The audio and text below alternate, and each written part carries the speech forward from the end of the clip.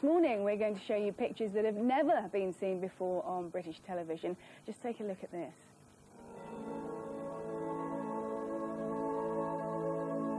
What do you make of this, I wonder? It looks like a kite to me. It could be anything, couldn't it, really? But apparently these are UFOs filmed by the KGB in Moscow. Now, the Russian Secret Service monitored UFOs for years, but the extent of their investigations has only just come to light.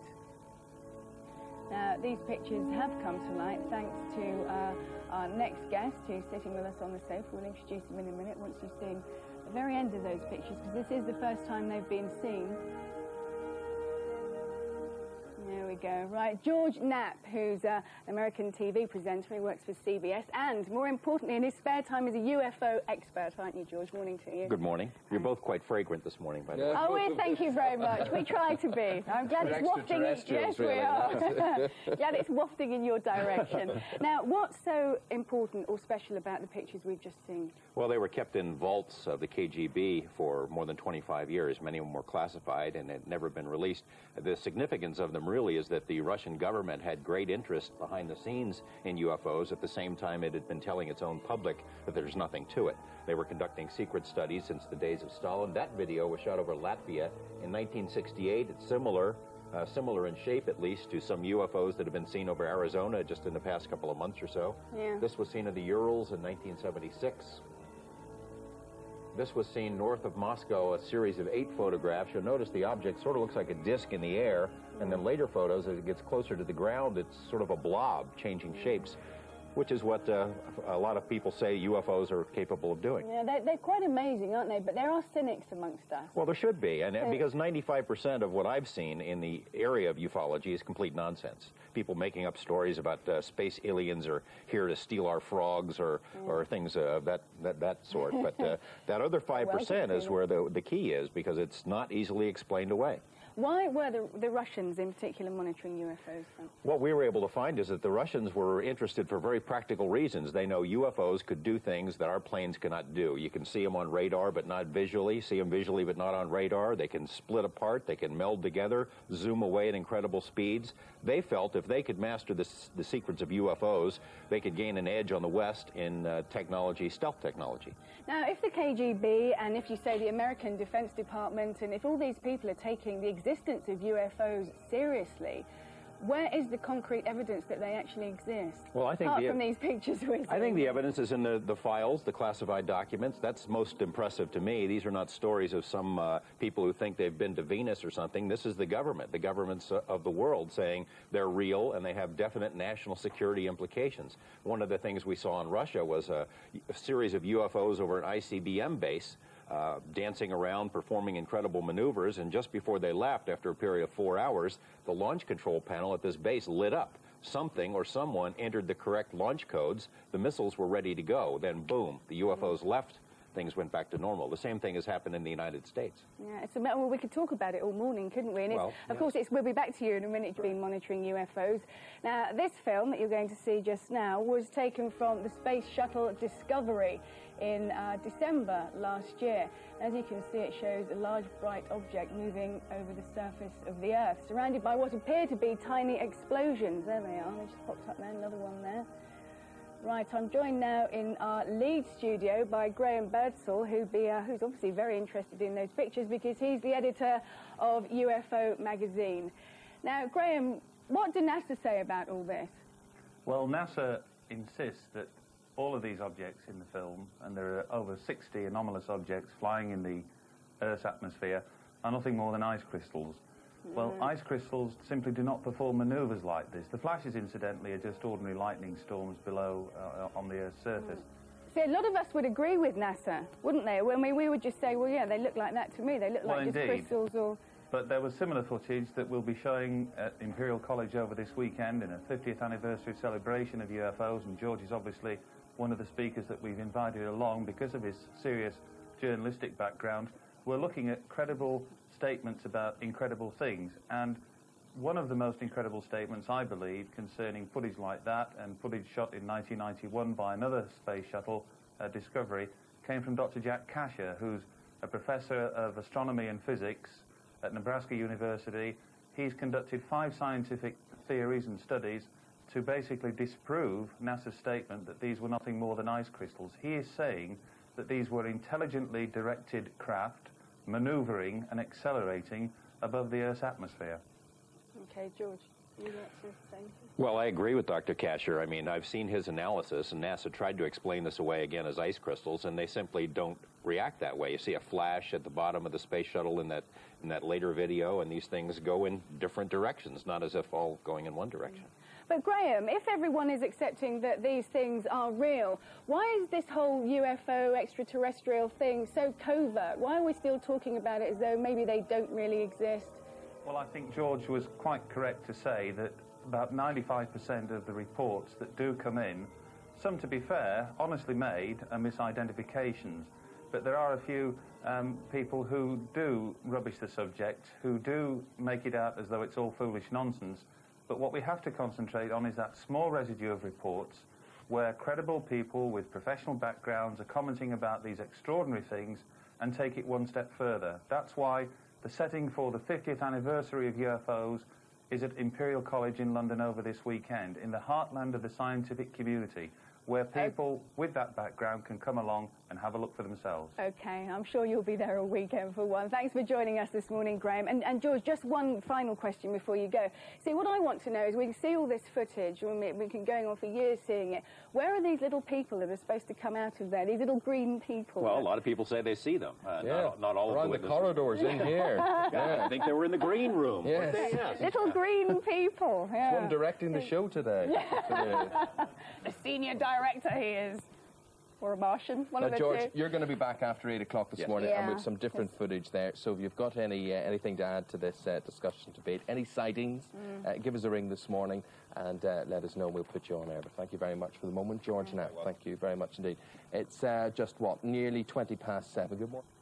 Now we're going to talk about UFOs. We've been talking about this throughout the programme this morning. Thank you very much indeed for your calls. Do you believe in them? America has always been ET's home from home when it comes to sightings. Take a look at this. This is very interesting. This is only 3 months old. It's a formation of lights which appeared over the night skies of Arizona in March. It flew silently in a V formation that you can see there, 30 miles an hour for over 60 miles. Hundreds of people reported seeing those lights, including pilots, air traffic controllers, doctors, lawyers, professional people.